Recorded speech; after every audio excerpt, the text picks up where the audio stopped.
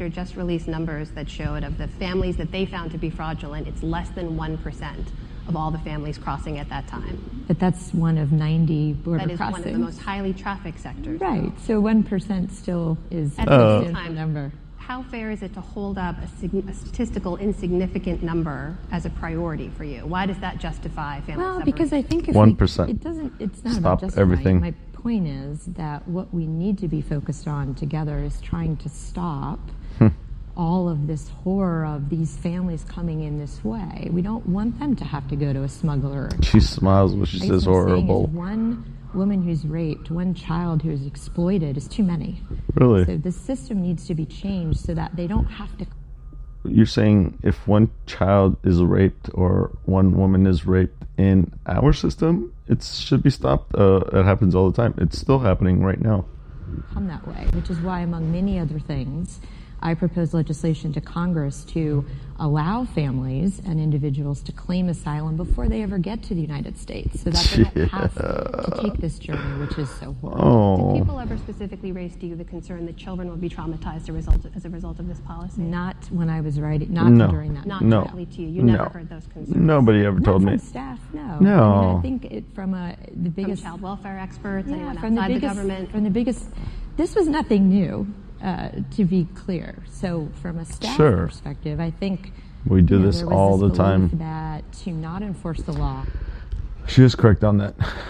We separate children from families all the time.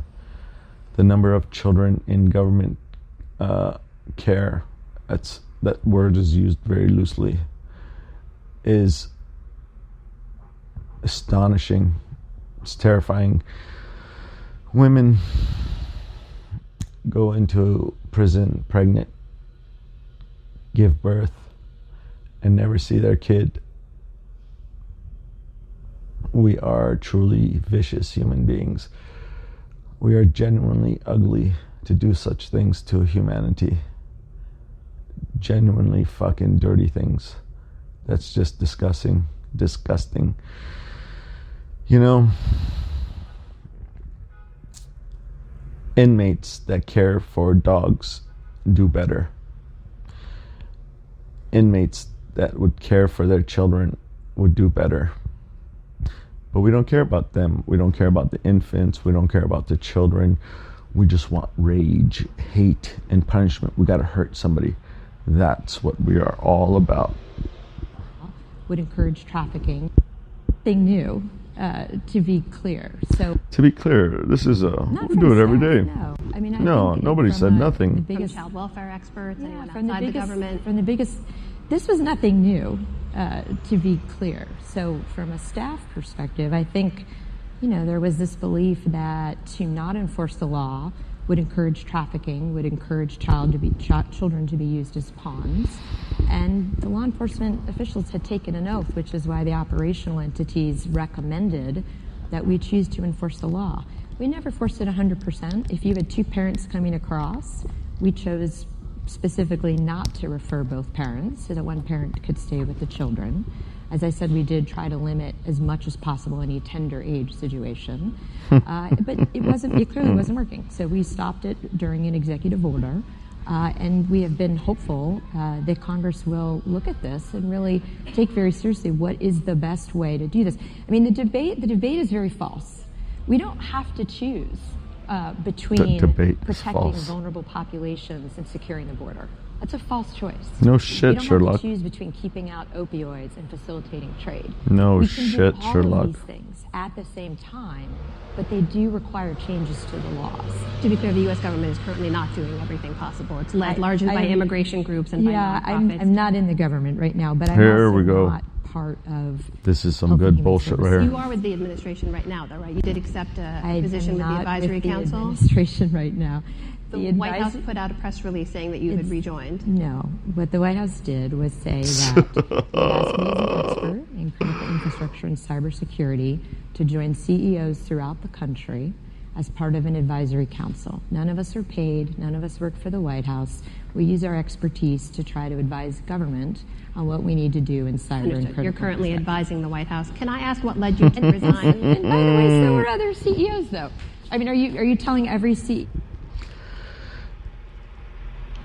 The reporter just asked, "Are you advising the White House?" No, I'm not part of the White House. I don't work for the White House. I don't. No. Okay. They said that you do. Well, yeah, I do, but I'm not getting paid. Okay. So you advise the White House? Yeah. So what? Everybody else? What? You don't want anybody to advise us? That right there indicates how dirty some motherfuckers are. Listen to this shit. Listen very fucking carefully. What a fucking twist. This is talent. Security to join CEOs throughout the Press release saying that you had rejoined. No. What the White House did was say that they had asked me as an expert in critical infrastructure and cybersecurity to join CEOs throughout the country as part of an advisory council. None of us are paid. None of us work for the White House. We use our expertise to try to advise government on what we need to do in cyber and critical. You're currently advising the White House. Can I ask what led you to resign? And by the way, so are other CEOs, though. I mean, are you telling every CEO in here that they should never advise the government?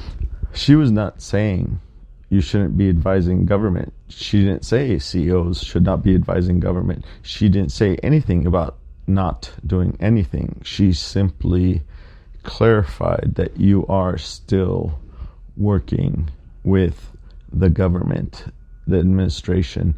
Yes, you advise. Okay, you don't get paid? That wasn't the question. You're advising. Yes, I'm advising. Oh, what? You don't want nobody to advise? Where did that come from? That's the scum of the fucking world. Those people like that speak like that.